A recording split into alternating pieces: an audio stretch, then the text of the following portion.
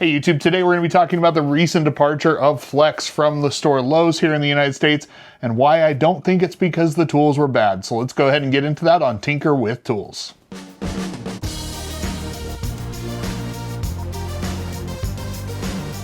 Now, over 4 years ago, I still remember getting bombarded with the Flex marketing for their promotional event titled Flex, It's What's Next.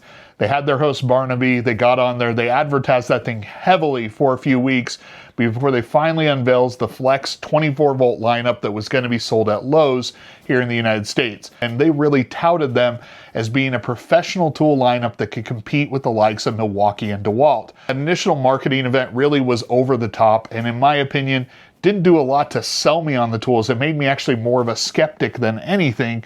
But then I started to see individuals get their hands on the tools, like Jim over at Philly Fixed. They did seem to have some impressive performance. So today I want to take you through the different Flex tools that I've owned. I want to talk about what I do and do not like about them, and talk about why I personally don't choose to run many Flex tools.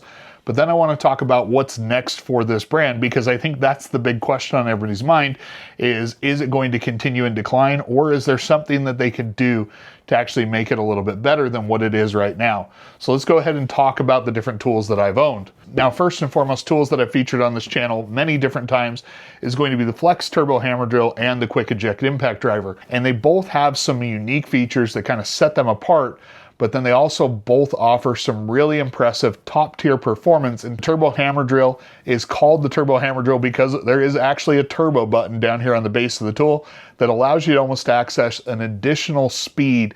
Whether you're in speed 1 on the gearbox, you can get a bump in RPMs. And when you're in speed 2, once again, another bump in RPMs.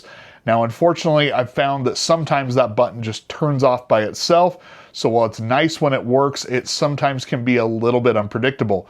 The drill itself was definitely powerful, and when I turn to a powerful task, this is certainly one of the drills that I do like. Impact driver, known as the Quick Eject Impact Driver, because it doesn't really have what I'll call a traditional style of collet. It is not a quick insert collet. That was an odd choice at the time, and I still think it's a little bit perplexing on kind of a halo or flagship model tool. You're going to be using this quick insert button. That's press the button below and it will actually allow you to then insert.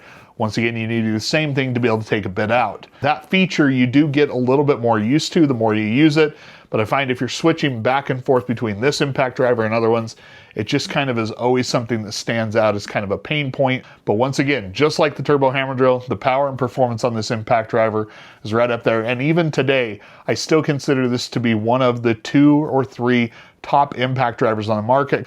Now, why didn't I choose to kind of use these tools more? Well, when it came down to it, both of them lack what I'll call a little bit of finesse or kind of some of the nicer ergonomics. I've never been crazy about the grip and how much texture it has on it. They're both heavy tools, and some of that just comes from the fact that when you're on a 24 volt platform, a 5 amp hour battery up here is going to have 2 rows of 6 cells compared to something like a traditional 18 volt platform that's going to have 2 rows of 5 cells. So you already have a weight disadvantage just being up on 24 volts. So while the power and performance was always impressive, the weight, some of the ergonomics, and some of the features that, although they were innovative, didn't really seem to make a difference in making me want to use the tools. These were always performance monsters, but not something that I chose to actually use on the daily. Now, after being out on the market for a couple of years, they introduced this compact kit. And this was really, in my opinion, a good step in the right direction because it started to show that they were trying to address the fact that their tools were often bigger and heavier than their competition.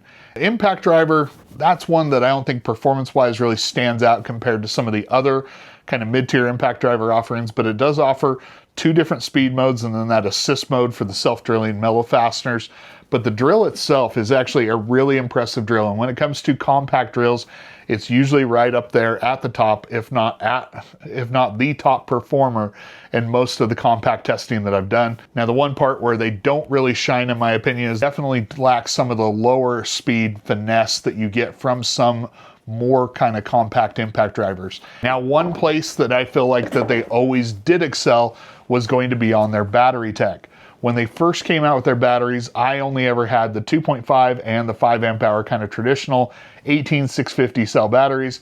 And when you light up that battery meter on the side, That really truly is one of the nicest features on any battery. It is so easy to see, and it's visible from either side of the battery. The button is easily accessible on the front.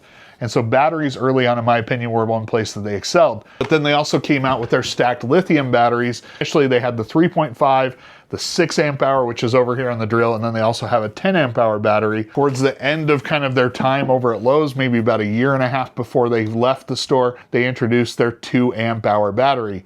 Now, the 2 amp hour stacked lithium is what they needed to bring out to market all along, because then you started to be able to get premium battery performance on some of these tools and deliver kind of twice the power output potential out of the stacked lithium to what you're getting on the more compact 2.5 amp hour battery. I mentioned in that chargers as well, because Flex has always offered a very robust base level charger with their tools.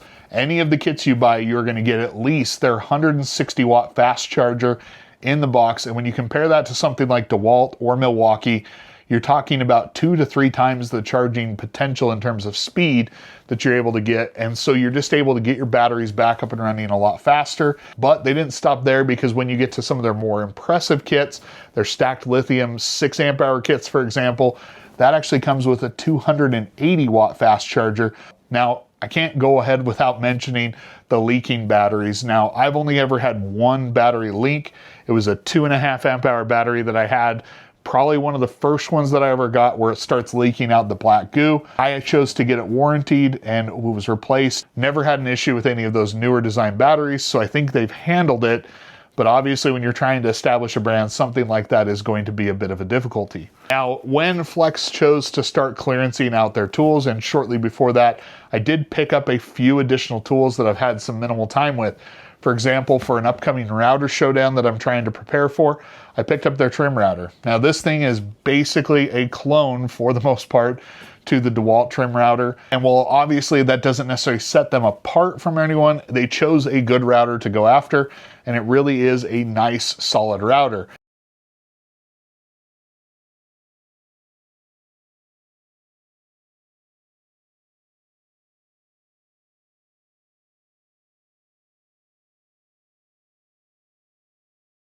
One of the tools I picked up on clearance was this reciprocating saw. Now, I have previously owned the Metabo HPT 36 volt, and then also I recently picked up the Super Sawzall. And this tool, this is an impressive saw. It works really well.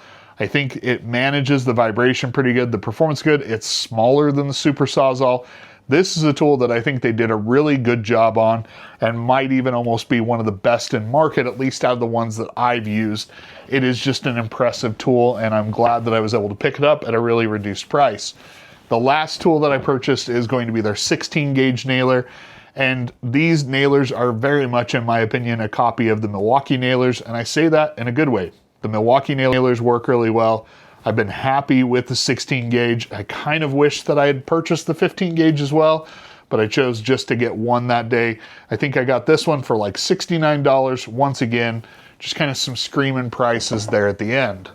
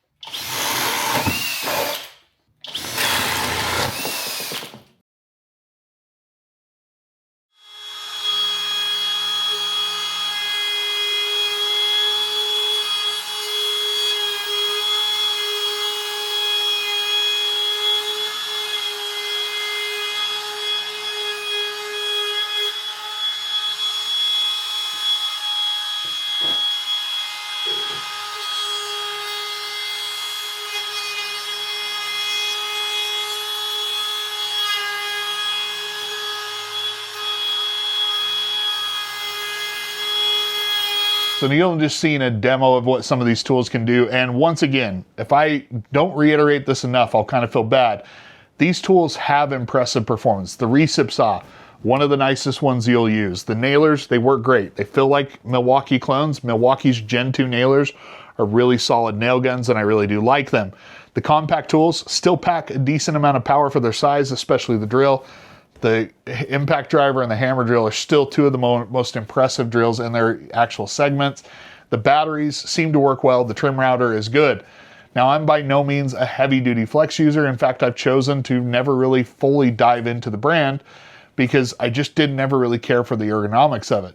But even at that, I'm still sad to see them kind of take a step back or fail a little bit at having an in-store presence around me, because even if I'm not going to be the main one that's purchasing their tools, having Flex offer a powerful and fast, well-performing tool is going to push the brands that I do choose to run on more as a primary brand to kind of make bigger and better tools or innovate more. The worst thing you can have is to have a clear leader in the tool market and not have any competition that they have to go out and fight against, because it will cause them to not innovate anymore. Now, you can still pick up these tools through various online retailers. I'll have links to all these tools on Amazon. And then you can also pick them up in an online retailer like Acme Power Tools. But obviously not being in store is going to be difficult for them. So what would it take for me to feel better about buying into their lineup in 2026? I think it would be for them to still be able to pull off some Gen 2 tools and kind of introduce those to market and see once again improvements being made on their tools. If they could come out with a new turbo hammer drill and a new quick eject impact driver that kind of improves upon the foundation that they have there, makes some minor improvements, I think that would go a long way towards showing that they're not going away. As it stands, I have a hard time recommending someone buy into the tools unless they're just getting them a really good price and knowing that they're not going to be there. It used to be that you could say, well, pick Flex because they're a pretty decent brand and they offer a lifetime warranty if you register the tools. I can find no mention of that lifetime warranty anymore. So they still have a 5-year warranty, and I have personally used their warranty and gotten a tool replaced. But if you forget to register it, it does drop down to, I think it's a 2-year warranty without that, or a 3-year.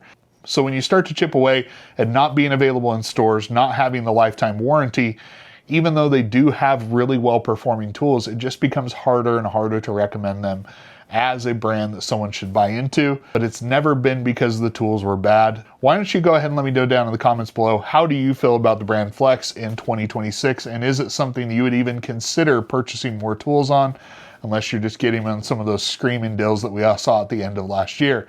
Let me know if you like this sort of video, and as always, if you haven't already, please consider subscribing. Make sure to turn on notifications. And as always, thank you for the continued support, and I'll catch you next time on Tinker with Tools.